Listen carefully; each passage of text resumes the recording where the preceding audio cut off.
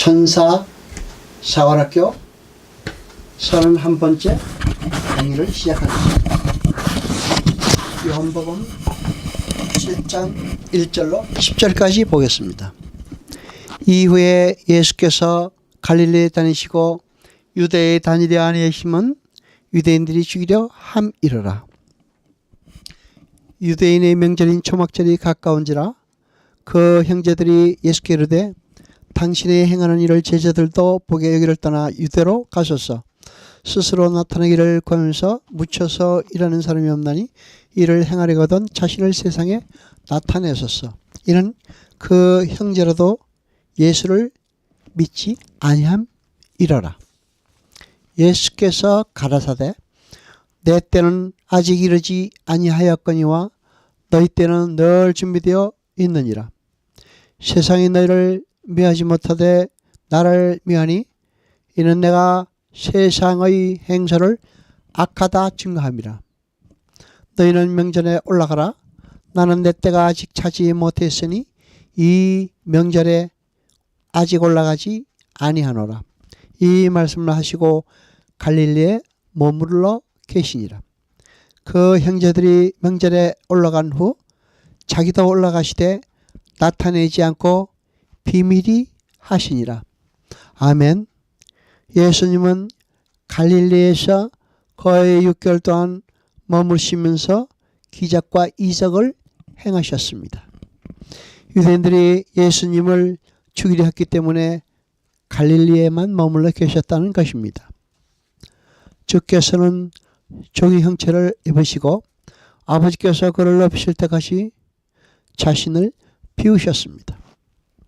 자기 자신을 인간의 범죄에서 이탈시키기를 원하지 않으셨습니다. 주님은 위험한 상황에서 해를 입을 수 있는 인간이셨습니다. 그래서 그가 위험으로 뛰어들어가지 않으셨습니다. 예수님께서 당신이 이 세상에 떡을 주러 오신 분이 아니라 영생의 떡인 하늘의 떡을 주러 오셨다고 말씀하시면서 그 하늘의 떡은 율법을 지키는 등의 인간측의 어떠한 근거도 배제되는 오직 하나님의 선택에 의해서만 주어지는 것이라고 말씀하시자 제자들을 포함한 많은 군중들이 떠나갔습니다. 아무튼 유대인들은 자신들만이 선민이며 하나님 나라의 백성이라는 자부심이 대단했던 사람들입니다. 그런데 주님은 그러한 자신들을 알아주기는커녕 오히려 회개하라고 그들의 죄됨을 지적하신 것입니다. 주님은 그렇게 이 세상에 힘을 얻기 위해 하나님을 이용하려는 이기적이고 세상적이고 물질적이며 자기 중심적인 구원적인 그런 구원의 신앙을 가리켜 악이라고 말씀하십니다. 그들을 세상이라고 부르시는 것입니다.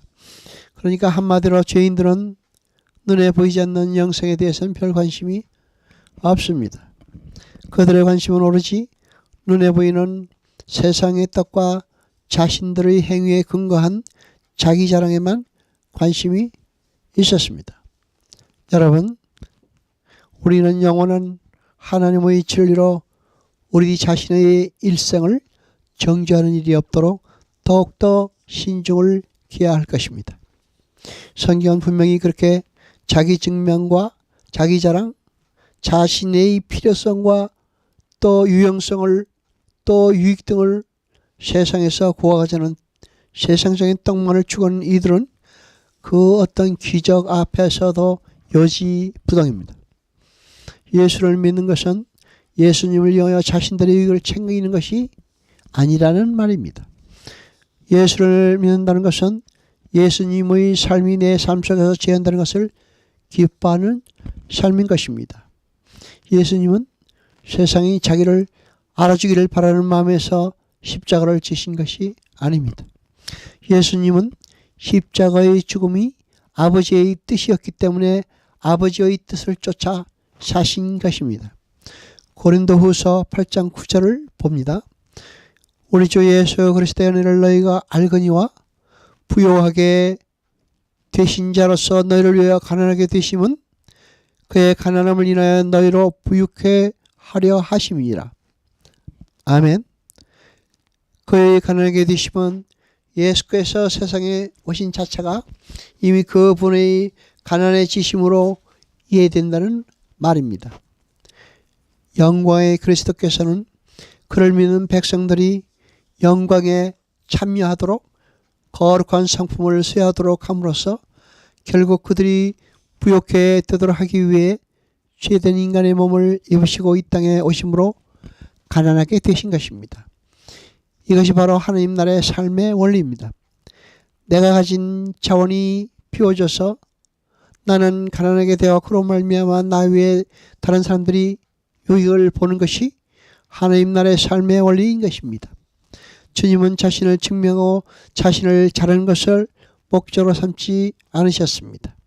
주님은 오직 하나님의 뜻에 따라서 움직이셨습니다. 주님은 그것에서 초목절이 담고 있는 진리를 설명하시고 유인들의 회개를 촉구하십니다. 이렇게 주님의 삶은 나는 내 뜻을 행하러 오신 것이 아니라 내 아버지 뜻을 행하러 왔다는 당신의 말씀처럼 철저하게 하나님 아버지의 뜻을 순종하는 삶이었습니다. 그리스도께서 우리에게 멀리 떨어져 계신 것이 아니라 우리를 마음에 두고 계신다는 것을 우리는 알아야 합니다. 요한복음 13장 1절을 봅니다. 10절 전에 예수께서 자기가 세상을 떠나 아버지께로 돌아갈 때가 이른 줄 아시고 세상에 있는 자기 사람들을 사랑하실 때 끝까지 사랑하시니라. 아멘. 예수님의 때는 예수님이 마음대로 정하는 것이 아니라 하나님에 있어 정해지고 이루어지는 것임을 알 수 있습니다. 여기서 때라고 번역된 단어 카이로스는 호라나 크로노스에 비해서 종말론적 기대의 성취를 이면은 9절에 주로 쓰는 하나님이 정하신 때, 하나님이 허락하신 때라는 단어입니다. 여러분, 그 말은 예수님의 오심과 죽으심을 표현한 구속사 속에서의 모든 사건과 시간까지도 이미 하나님에 의해 정해져 있다는 의미인 것입니다. 하나님 나라의 완성을 향한 하나님 백성들의 구속사는 하나님에 의해 정해진 시간표에 의해서 착착 움직이고 있는 것입니다. 그 사실을 아는 이들을 가리켜 성도라고 부르는 것입니다. 그 하나님의 때야말로 이 세상 모든 지혜와 청명을 다 합해도 이룰 수 없는 하나님의 지혜와 계획 속에서 정해진 때이기 때문입니다. 계시록 13장 8절을 봅니다. 창세전에 죽임을 당하는 어린 양의 생명책에 창세 이후로 농락되지 못하고 이 땅에 사는 자들은 다 짐승에 경배하리라. 예수님이 창세전에 죽임을 당하였다는 말입니다. 이 세상이 생기기도 전에 하나님의 계획 속에서 이미 예수님의 성육신과 죽으심과 그 사건과 그 때가 정해져 있었다는 뜻입니다. 이렇게 하나님의 때와 그때 일어날 사건들은 이미 정해져 있습니다.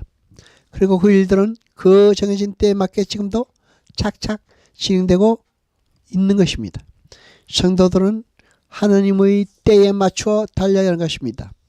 세상의 명성과 인기와 자존심과 관계없이 하나님의 뜻을 위해 사는 이들에게는 실패의 순간이 성공의 때를 기다리는 지루한 고통의 시간이 아닙니다. 그 자체가 하나님의 때로 인식이 될 수 있어야 하는 것입니다. 성도는 우리가 원하는 때가 아닌 하나님의 때를 분별하며 우리의 뜻이 아닌 하나님의 뜻에 맞는 삶을 살아야 하는 것입니다. 성경을 통하여 확인한 것처럼 우리의 구원의 완성에 필요한 모든 것은 이미 하나님의 계획 속에 다 들어 있습니다. 아울러 구원의 자리가 어느 것 하나 우리에게서 비롯된 것이 없는데 우리는 무엇을 자랑하며 무엇으로서 내세울 수 있겠습니까? 그러니까 자기 증명이나 자기 자랑을 해서는 안 되는 것이고 애시당초 우리 성도들과는 어울리지 않는 단어인 것입니다. 우리는 하나님의 때에 하나님께서 허락하시는 사건들과 상황들을 통하여 하나님 나라에 들어가기로 작정된 사람들인 것입니다. 여호와 아버지 하나님 거룩하시며 세세토록 영광과 찬송 받으소서. 말씀을 들을 때 깨닫게 하시며 우리로 진리를 하게 하소서. 이 모든 것 감사드리며 우리 주 예수 그리스도 이름으로 기도드리옵나이다. 나이다. 아멘.